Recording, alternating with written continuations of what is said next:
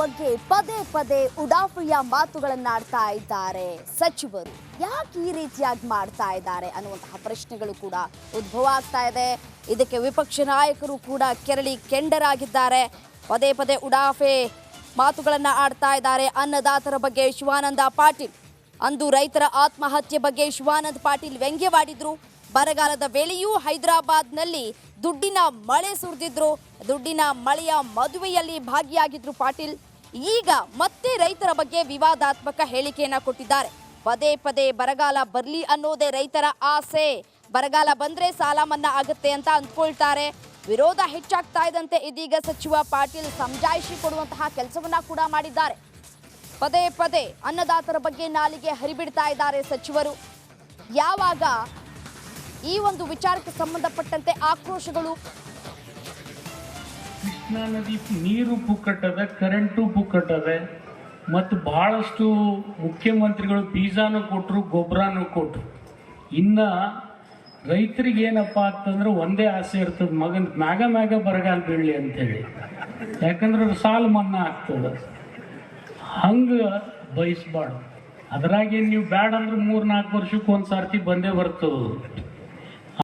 Election ಆಗೋರಿಗೆ ನನಗೆ ಯಾವುದೇ ರೀತಿಯ ಮದ ಇರಲಿಲ್ಲ. ರೈತರ ಸಲುವಾಗಿ ಇನ್ನೂ ಎಷ್ಟು ಬೇಕಾದರೂ ನಾನು ವಿರೋಧ ಏನು ಇವ್ರು ಮಾಡ್ತಾ ಇದ್ದಾರೆ, ಇವ್ರು ನೀತಿ ಮಾಡ್ತಾ ಇದ್ದಾವೆ, ಅದ್ರ ಬಗ್ಗೆ ನಾನು ನಿರಂತರ ಹೋರಾಟ ಮಾಡ್ತೀನಿ. ರೈತರ ವಿರುದ್ಧ ನನಗೆ ಇವ್ರು ಕಟ್ಟಿದರೆ ಏನಾಗೋದಿಲ್ಲ. ನನಗೆ ರೈತರ ವಿರುದ್ಧ ನಾನು ಮಾಡಿದರೆ ಅದೊಂದು ಅಪರಾಧ.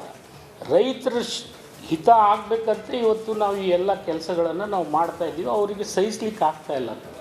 ಬಿ ಜೆ ಪಿಯವ್ರಿಗೆ ಇವತ್ತು ಸಹಿಸ್ಲಿಕ್ಕೆ ಆಗ್ತಾಯಿಲ್ಲ. ಯಾಕಂದರೆ ಅವ್ರಿಗೆ ಪಾರ್ಲಿಮೆಂಟ್ ಟಾರ್ಗೆಟ್ ಇದೆ.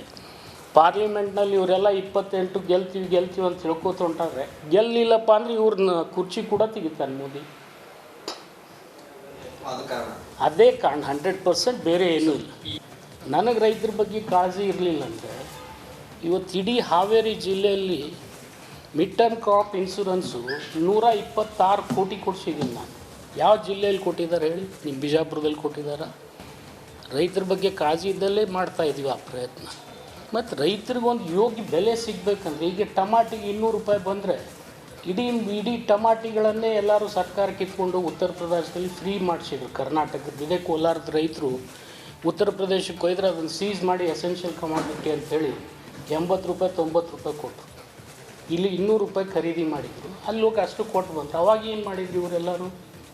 ಮತ್ತು ಇವತ್ತು ಇವರೆಲ್ಲ ನಾನು ವಿನಂತಿ ಮಾಡ್ತೀನಿ, NCT ರವಿ ಇರ್ಬೋದು, ಅಶೋಕ್ ಇರ್ಬೋದು.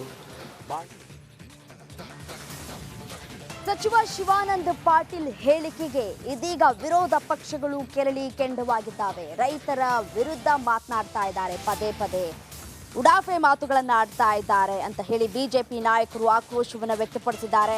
ಸಚಿವ ಶಿವಾನಂದ ಪಾಟೀಲ್ರನ್ನ ಉಚ್ಚಾಟನೆ ಮಾಡಬೇಕು ಅಂತ ಆಗ್ರಹಿಸಿದ್ದಾರೆ. ಪರಿಹಾರ ಕೊಡುವ ಯೋಗ್ಯತೆ ಸರ್ಕಾರಕ್ಕೆ ಇಲ್ಲ ಅಂತ ವಿಜಯೇಂದ್ರ ಅವರು ಹೇಳಿದ್ರೆ ಇದು ರೈತ ವಿರೋಧಿ ಸರ್ಕಾರ ಅಂತ ಹೇಳಿ ವಿಪಕ್ಷ ನಾಯಕ ಆರ್ ಅಶೋಕ್ ಕಿಡಿಕಾರಿದ್ದಾರೆ. ಶಿವಾನಂದ ಪಾಟೀಲ್ ಉಚ್ಚಾಟಿಸುವಂತೆ CT ರವಿ ಆಗ್ರಹಿಸಿದ್ರೆ ಸರ್ಕಾರದಲ್ಲಿ ಸಚಿವರ ದರ್ಬಾರ್ ನಡೀತಾ ಇದೆ ಅಂತ ಹೇಳಿ ಅಶ್ವಥ್ ನಾರಾಯಣ್ ಆಕ್ರೋಶವನ್ನ ವ್ಯಕ್ತಪಡಿಸಿದ್ದಾರೆ.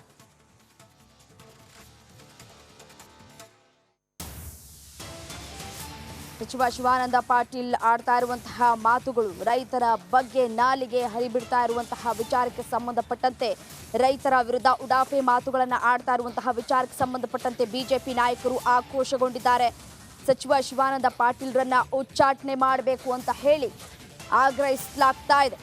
ಪದೇ ಪದೇ ಈ ರೀತಿಯಾಗಿ ಮಾತುಗಳನ್ನು ಆಡ್ತಾ ಇದ್ದಾರೆ. ಪದೇ ಪದೇ ಬರಗಾಲ ಬರಲಿ ಅನ್ನೋದೇ ರೈತರ ಆಸೆ. ಬರಗಾಲ ಬಂದರೆ ಸಾಲ ಮನ್ನಾ ಆಗುತ್ತೆ ಅಂತ ಅಂದ್ಕೊಳ್ತಾರೆ ಅಂತ ಹೇಳಿ ಯಾವಾಗ ಹೇಳಿಕೆಯನ್ನ ಕೊಟ್ಟರು ಆ ಒಂದು ಹೇಳಿಕೆಗೆ ತೀವ್ರ ಆಕ್ರೋಶಗಳು ಕೂಡ ವ್ಯಕ್ತವಾದವು. ಬಿಜೆಪಿ ನಾಯಕರು ಕೂಡ ಕೆರಳಿ ಕೆಂಡವಾದ. ಸರ್ಕಾರದಲ್ಲಿರ್ತಕ್ಕಂಥ ಮಂತ್ರಿಗಳು ಇವರ ಯೋಗ್ಯತೆಗೆ ಬರದ ಸಂದರ್ಭದಲ್ಲಿ ಅವರ ಜಿಲ್ಲೆಯ ಪ್ರವಾಸವನ್ನು ಮಾಡಿ ಅಧಿಕಾರಿಗಳ ಜೊತೆ ಚರ್ಚೆ ಮಾಡಿ ರೈತರಿಗೆ ಒಂದು ಸಮಗ್ರವಾಗಿರ್ತಕ್ಕಂಥ ಪರಿಹಾರವನ್ನು ಘೋಷಣೆ ಮಾಡ್ತಾ ಇರ್ತಕ್ಕಂಥ ಯೋಗ್ಯತೆ ಸರ್ಕಾರಕ್ಕಿಲ್ಲ. ಆದರೆ ರೈತರಿಗೆ ಅವಮಾನ ಮಾಡ್ತಕ್ಕಂಥದ್ದು ಮಾತ್ರ ಪದೇ ಪದೇ ಮಾಡ್ತಾ ಇರ್ತಕ್ಕಂಥದ್ದು ನಿಜವಾಗ್ಲೂ ಕೂಡ ಖಂಡನೀಯ. ಭಾರತೀಯ ಜನತಾ ಪಾರ್ಟಿ ಇದನ್ನು ಬಲವಾಗಿ ನಾವು ಖಂಡಿಸ್ತೇವೆ. ನಾನು ಮಾನ್ಯ ಮುಖ್ಯಮಂತ್ರಿಗಳಿಗೆ ಆಗ್ರಹವನ್ನು ಮಾಡ್ತೇನೆ, ತತ್ಕ್ಷಣ ನೀವು ಶಿವಾನಂದ ಪಾಟೀಲ್ರವರಿಂದ ಕ್ಷಮೆಯನ್ನು ಕೇಳಿಸ್ಬೇಕು. ಸಾಧ್ಯ ಆದರೆ ಮಂತ್ರಿ ರಾಜೀನಾಮೆ ತೆಗೆದುಕೊಂಡ್ರೆ ಇನ್ನೂ ಕೂಡ ಒಳ್ಳೆಯದು.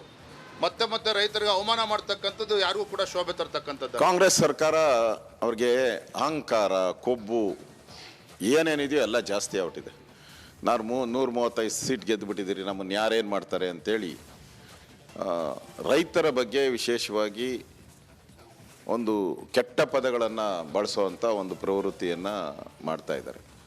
ಹಿಂದೆನೂ ಕೂಡ ರೈತರ ಆತ್ಮಹತ್ಯೆ ಮಾಡಿದಾಗ ಹಣ ಜಾಸ್ತಿ ಕೊಡ್ತಾರೆ, ಅದಕ್ಕೆ ರೈತರ ಆತ್ಮಹತ್ಯೆ ಜಾಸ್ತಿ ಆಗ್ತಾ ಇದೆ ಅಂತ ಹೇಳಿದರು. ಆಗಲೇ ಸರ್ಕಾರ ಅವ್ರ ಮೇಲೆ ಕ್ರಮ ತೆಗೆದುಕೊಳ್ಬೇಕಾಯಿತು. ಸಿದ್ದರಾಮಯ್ಯನವರು ಏನು ಮಾಡಲಿಲ್ಲ. ಈಗ ಮತ್ತೆ ಅದೇ ಚಾಳಿಯನ್ನು ಮುಂದುವರಿಸಿದ್ದಾರೆ. ಬರಗಾಲ ಬರಲಿ ಅಂತ ರೈತ ಕಾಯ್ತಾ ಇರ್ತಾನೆ. ಯಾವ ರೈತ ಕಾಯ್ತಾನೆ? ಇವ್ರು ಕೊಡೋ 10,000 20,000ಕ್ಕೆ ಅವನು ಬೆಳೆಗೆ 2 ಲಕ್ಷ 3 ಲಕ್ಷ ಖರ್ಚು ಮಾಡಿರ್ತಾರೆ. ತೊಗರಿ ಇರ್ಬೋದು, ರಾಗಿ ಇರ್ಬೋದು, ಭತ್ತ ಇರ್ಬೋದು, ಬೆಳೆ ಬೆಳೆಯುವಂಥದ್ದು. ಇವ್ರು ಕೊಡೋ 10,000ಕ್ಕೆ ರೈತ ಕೈ ಚಾಚ್ತಾನ? ಇಂಥ ಒಂದು ದುರಾಂಕಾರದ ಹೇಳಿಕೆಯಿಂದ ಸರ್ಕಾರ ನಿಜಕ್ಕೂ ರೈತರ ವಿರೋಧಿ ಸರ್ಕಾರ. ಇದು ರೈತರ ಬಗ್ಗೆ ಎಷ್ಟು ಕೀಳಭಿರುಚಿ ವ್ಯಕ್ತ ಮಾಡ್ತಾರೆ.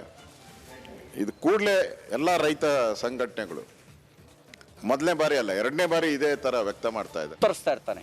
ಭೂಮಿಗೆ ಬೀಜವನ್ನು ಬಿತ್ತಿ ಇವ್ರು ಕೊಡೋ ಭಿಕ್ಷೆಗೆ ಯಾರೂ ಕಾಯೋದಿಲ್ಲ. ಬೀಜ ಬಿತ್ತಿ ಅದು ಬೆಳೆ ಆಗೋದಕ್ಕೆ ತನ್ನ ಬದುಕನ್ನು ತಪಸ್ಸಿನ ರೀತಿಯಲ್ಲಿ ಸಮರ್ಪಣೆ ಮಾಡ್ಕೊಳ್ತಾನೆ. ರಕ್ತವನ್ನು ಬೆವರಾಗಿ ಸುರಿಸ್ತಾನೆ. ಅಂಥ ಒಬ್ಬ ರೈತ ಸಮುದಾಯಕ್ಕೆ ರೈತನಿಗೆ ಅಪಮಾನ ಮಾಡುವಂಥ ಕೆಲಸ ಯಾರು ಕೂಡ ಸಹಿಸ್ಲಿಕ್ಕೆ ಸಾಧ್ಯ ಇಲ್ಲ. ಅವ್ರನ್ನ ಉಚ್ಚಾಟಿಸಬೇಕು ಅಂತ ನಾನು ಆಗ್ರಹಿಸ್ತೇನೆ. ಶಿವಾನಂದ ಪಾಟೀಲ್ರು ಸನ್ಮಾನ್ಯ ಸಚಿವರು ಬಾರಿನೂ ಎಡವಟ್ಟನ್ನು ಮಾಡ್ಕೋತಿದ್ದಾರೆ. ರೈತರಿಗೆ ಅವಮಾನ ಮಾಡ್ತಿದ್ದಾರೆ. ಇವ್ರೇನು ಅಂದ್ಕೊಂಡಿದ್ದಾರೆ, ಏನೋ ದರ್ಬಾರ್ ಮಾಡ್ತಾಯಿದ್ದೀನಿ, ಇವ್ರ ಮನೆ ಕಾಸಿಂದ ಇವ್ರ ಮನೆ ಹಣ ತಗೊಂಡು ಏನೋ ನಾಡಿನ ಜನತೆಗೆ, ಅದರಲ್ಲೂ ವಿಶೇಷವಾಗಿ ರೈತರಿಗೆ ಏನೋ ನಾವು ದಾನ ಧರ್ಮ ಮಾಡ್ತಾಯಿದ್ದೀವಿ ಅಂತ ಅನ್ನೋಂಥ ಮನೋಭಾವನೆಯಲ್ಲಿ ದುರಾಂಕಾರದ ಮಾತುಗಳನ್ನು